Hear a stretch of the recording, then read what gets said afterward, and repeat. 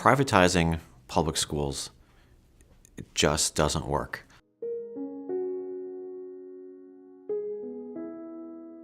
It doesn't work anywhere that it has ever been tried. The people who privatize these school systems are never willing to share any of their achievement data or budget data with the public. They siphon students away from the public system and it becomes a secret. They tell you that they're doing well, but we have no measure and no accountability for where those public funds are spent. Pennsylvania is actually known to have one of the looser charter school laws in the country. The accountability standards in the charter school statute are, in my mind, very minimal.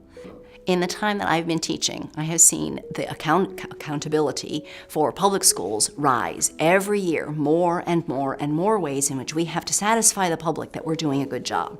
And there are people who absolutely, with a straight face, believe that unregulated charters, where they have no loyalty to any sort of accountability at all, are somehow going to solve an educational problem. How is it that public schools are under greater and greater and greater scrutiny, and charter schools are under increasingly loose regulation? Even financially, we don't know where their money goes. It's hard to talk about what the difference is in accountability between a charter and a public school because there's no measure of things. With a public school district, you can see what their budget is like from year to year. With a charter school, no one has access to the budget.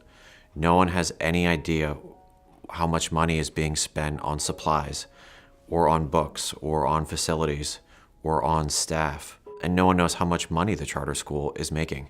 They're not aware of how much of that money is going towards a profit versus how much of that money is going towards educating students. Where with a public school, you know that all the money is going towards educating a student and paying for the staff and the building. No one's making a dime off of a public school entity. In the case of funding, again, for cyber schools in particular, let's talk about how, in fact, identified students leave the public school, the traditional public school, and move to the cyber schools. The amount of money that goes with them is what the average amount of money spent on that student would be in a school district.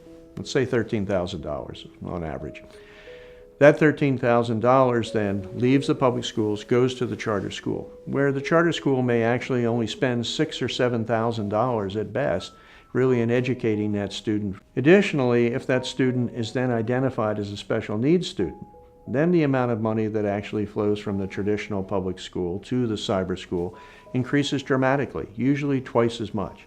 Somewhere in the neighborhood of that, we could go from $13,000 to approximately $25,000 or $26,000, even though the cyber school is only spending $6,000 or $7,000 and maybe in a slightly additional sum of money, maybe a couple of $1,000s to cover the special needs. So now you've looked at a difference for that student is actually pocketing for the cyber charter school as much as $16,000. And that is a real problem. The relationships between some charter schools and their supporting 501c3 organizations, which are nonprofits supporting the school, have conflicts of interest in them. For instance, the same person being the head of both organizations, or the 501c3 buying a building and then renting it to the charter school. You know, those kinds of conflicts of interest, we need a better ability to be able to really investigate situations where we believe there are things happening that should not be happening. Go Public from CAPS, the Council for the Advancement of Public Schools, friendsofpubliced.org.